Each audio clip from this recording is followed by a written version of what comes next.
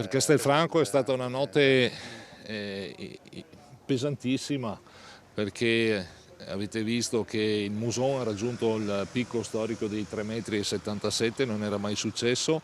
La Venale ha tracimato da Bella Venezia a via Ospedale e l'acqua ha raggiunto Piazza Giorgione.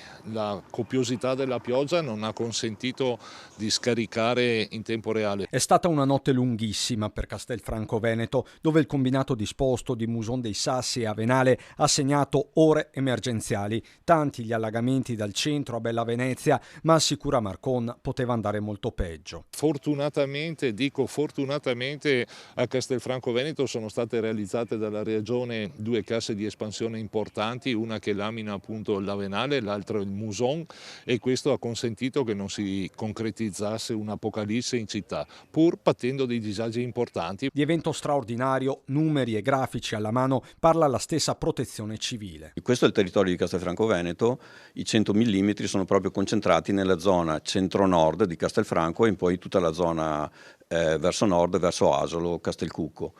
E questa invece è l'andamento del Muson di ieri sera, che ha avuto un'impennata improvvisa verso le ore 20, arrivando da 40 cm di altezza a 3,77 m nel giro di 2-3 ore, ed è proseguito praticamente tutta la notte, superando la terza soglia di sicurezza, quella dei 2,90 m. Erano sicuramente decenni che il Muson non arrivava a 3,77 m di altezza. Dopo 24 ore inizia la vera conta dei danni, con un'indicazione generale che arriva anche dalla Regione. Si documentino i danni, quindi si facciano le fotografie, se si fanno spese, si mettano da parte le ricevute, si raccolga tutto questo materiale, si porta, il Comune ne farà una raccolta per le singole posizioni, dopodiché i diversi comuni le portano in Regione, la Regione redigerà quello che è il piano di richiesta dei danni a livello nazionale.